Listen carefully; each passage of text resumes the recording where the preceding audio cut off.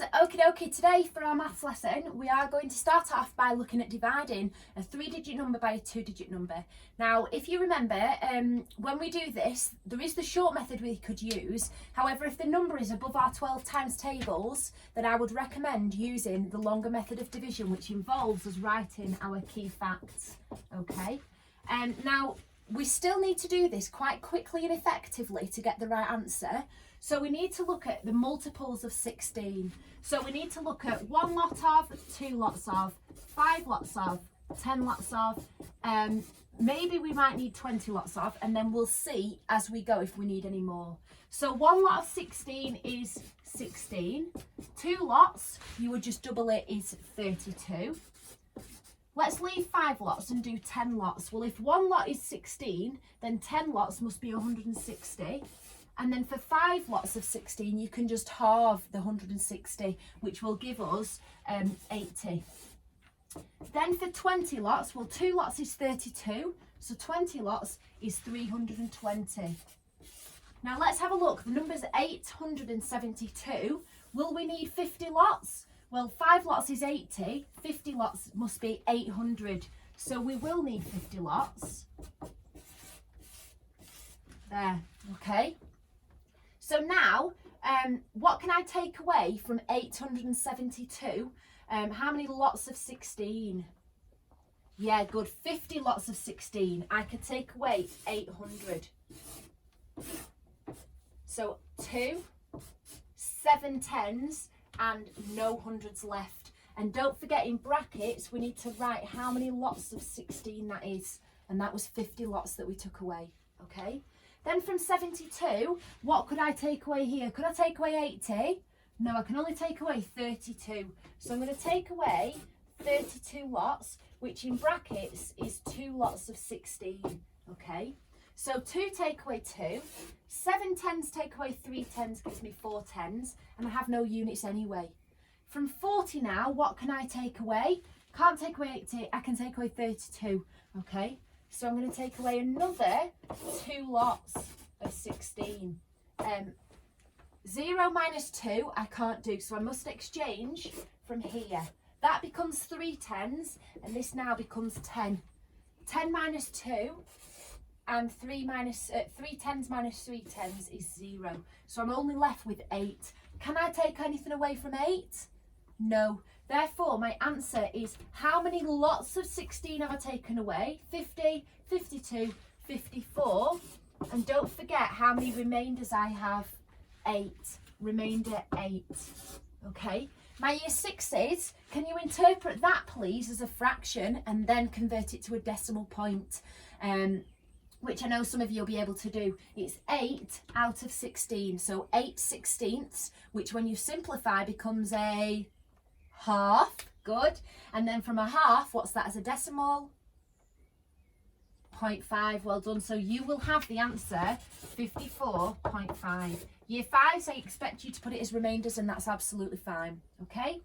Right, can you guys then pause the video and please work out this one? Do your key facts, but make sure you're actually, if you don't need 20 lots of 42, don't do it, okay?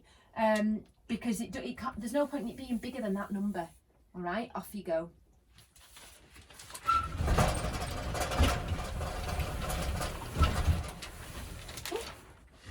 Okay, well done, guys, for doing that little warm-up. That was nice and speedy. So today we're going to have a look at drawing 2D shapes using given dimensions. Now we did something similar on Monday and we did an absolutely amazing job of this, guys.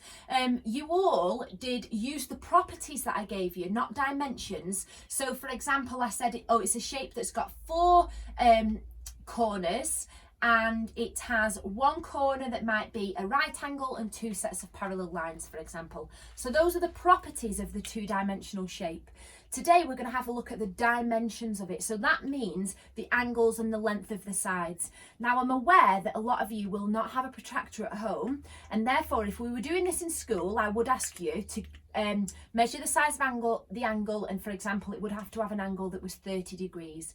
But because you don't have that equipment at home, or some of you might not, the questions that you are being asked to do below don't involve that. It will just say like a right angle or more than 2 right angles, for example. Okay, so try not to worry too much. This is the criteria that you are given. It's in a sentence instead of just 2 key facts like we did on Monday. So we need to read the sentence, we need to underline what I need to do, and then I need to create that shape using a ruler and making sure that it's accurate. Okay, so this 3-sided shape, so straight away I know that it needs 3 sides. Okay, has 2 sides measuring 7 centimetres. So 2 of the sides are going to be 7 centimetres. And then it's got 1 right angle. So you can see there that all I've done is underline those key facts so that when I come back to it, I can see, have I got that? Have I got that? Have I got that? Yes, then I must have got it right. Okay, so 3-sided shape. I'm not just going to go drawing a 3-sided shape yet, because it has to have these things in. It's got 1 right angle and 2 sides that measure 7 centimetres. So the first thing I'm going to do is draw a line that's 7 centimetres. Okay? Now you might do it like that, you might do it horizontally, it's up to you.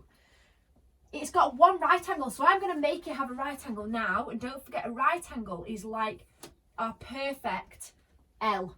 Okay, the lines that are perpendicular to each other. And that, another line needs to be 7 centimetres. So I'm going to make that line 7 centimetres. So already I've got 2 sides that measure 7 centimetres. I've got a right angle. I need to draw that on to show which angle it is. Some of us forgot to do that on Monday, so it wasn't quite clear. So label 7 centimetres, 7 centimetres. And then it's a 3-sided shape. So I just need to join it up, okay, like that. And then I've done it quite simply.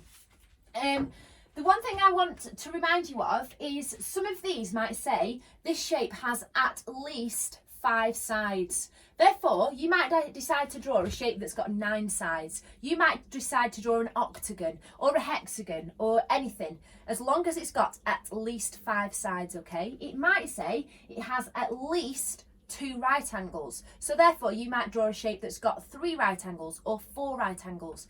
Okay, so look at the wording really carefully. So the next one is a hexagon. So this hexagon has 2 right angles and 1 side that measures 10 centimetres. So 1 side measuring 10 centimetres, 2 right angles, and it's a hexagon. So I'm going to start off by doing, by making a right angle.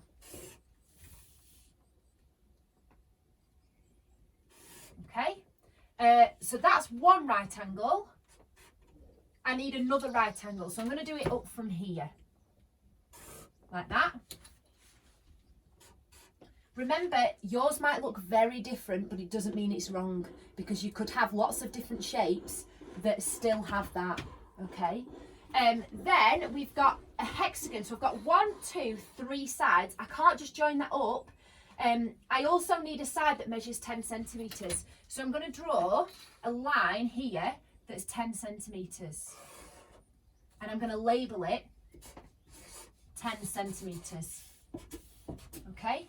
Now it's a hexagon, which means 6. 1, 2, 3, 4. So I need another 2. So all I'm going to do is go 1, 2, like that. 1, 2, 3, 4, 5, 6. It's a hexagon. It doesn't say it's a regular hexagon. So as long as it's got 6 sides, it's irregular. 2 right angles and 1 side that measures 6 centimetres. Like I said, yours might look very different. So let me give you a different example.